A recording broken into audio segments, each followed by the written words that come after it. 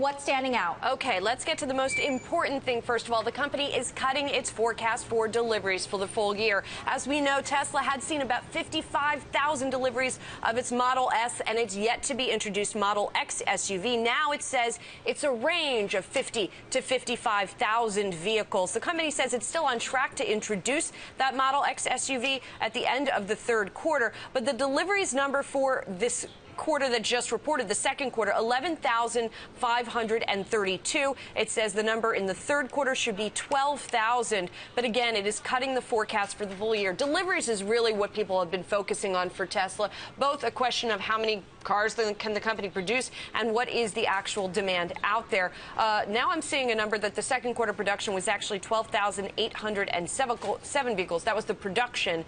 The deliveries were just over 11,000. The company's loss coming in a little bit smaller than had been estimated. But again, Emily, it's really that deliveries number that's important. And the shares are down.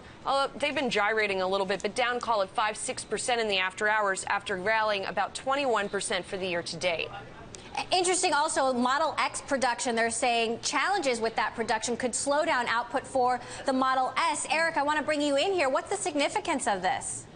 The Model X is going to be a critical vehicle for Tesla. We're seeing the utility segment is on fire right now. It's in big growth mode in a growing industry. It's very important for Tesla to nail this Model X deliverable, and it's already 2 years delayed, so they need to get this product out as soon as they can. Steve, what do you make of all this, given the diversification of products we're seeing at Tesla, from the cars and the different models to now the battery, which is still not out yet, but they're taking orders? For the battery, excuse me, sir, go ahead. It's okay. Steve, go ahead. Thank you. The point of reducing the forecast, the sales forecast this year, I personally don't think it would have been very hard for the company to beat its original forecast, 55,000. And I think what it has to do is just sell the same number of X's that it sells of the S.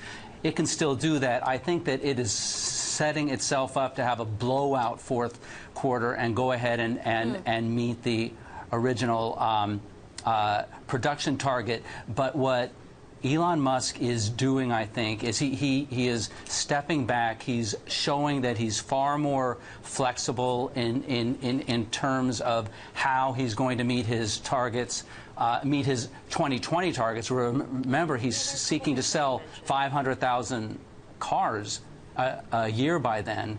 So he's going into new chemistries. He's bringing in new products. He's hiring very, very good battery technologists. I think the year to look at this year will be all right, but the year to look at is next year when he's going to come out with a prototype for the Model 3 during the summer. Right. And Julie, we're still getting some new headlines here. Tesla also saying that it's testing the ability of various suppliers. What else is jumping out at you right now? Also saying they're increasing investments in China, which is potentially a huge market for Tesla, if indeed, the strong trend that they're seeing there is continuing. And what you were saying about testing ability of many suppliers seems to speak to the company saying that Model X production challenges could slow work on the Model S. Another headline that caught my eye has to do with pricing. The company says the third quarter Model S average sales price, it predicts it will drop by more than 100 basis points. So interesting there that it's seeing a little bit of perhaps pricing pressure when it comes to the Model S. Eric, Tesla's been pouring more and more money into China. What is your outlook for the China market in particular? Well, we've just seen warnings this week from Toyota and BMW about the slowdown in China, some of the macroeconomic factors there impacting sales. In fact, if we see sales flat this year, it'll be the first time we've seen flat sales in China for 17 years. So it's something that automakers around the globe are paying particular attention to and could have a big negative impact for brands that are dependent on the Chinese market for growth, such as Tesla. Tesla also now saying they plan to reveal the design for the Model 3 in the first quarter. Steve, what can you tell us? Eric, what can you tell us about the Model 3? Model 3 is expected to come in 2018, assuming there are no hiccups with the production there. This is the everyman Tesla, they're calling it. It's very important to transition that brand from being a niche performance luxury automaker into a mass market vehicle. It's all hinging on this vehicle that's in that sweet spot in the estimated to be $40,000 to $50,000 pricing range, which is right around where we see a lot of the competitors on the gas engine counterpart with the 3 Series and the C-Class and some of those competitive vehicles. So they're talking a lot about production challenges, about operational challenges for deliveries now in the fourth quarter. Steve, I want to talk to you about production of the battery and the Gigafactory. Obviously, Tesla's been buying up land around the Gigafactory. What does all this mean for the success of this battery?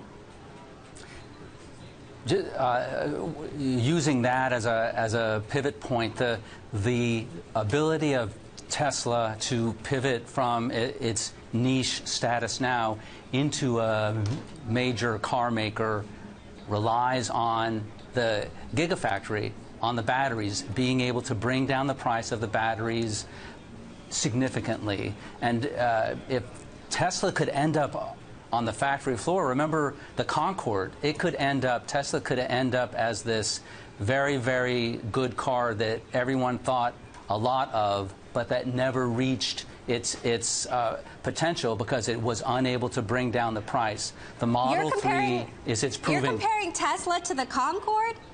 I'm saying it could end up extreme. No, it could end up as the Concorde if it doesn't bring its price down.